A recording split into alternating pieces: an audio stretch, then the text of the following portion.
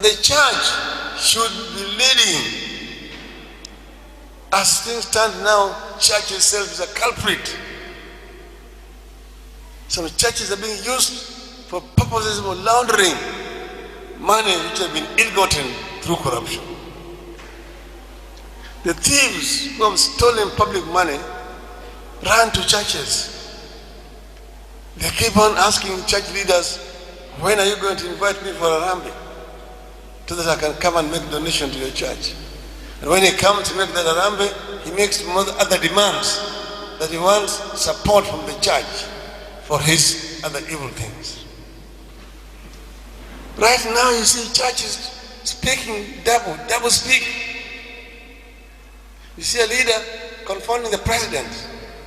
Wait for us. We as church, take us on board. You have views. Where were they when people were giving church views to the steering committee? Where were they? This process has been on with us for the last 2 years, and church had equal opportunity like anybody else to give their views.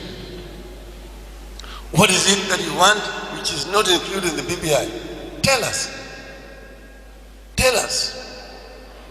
Otherwise you will be speaking double like those other politicians, and you don't want churches, leadership to be part and parcel of corrupt politicians.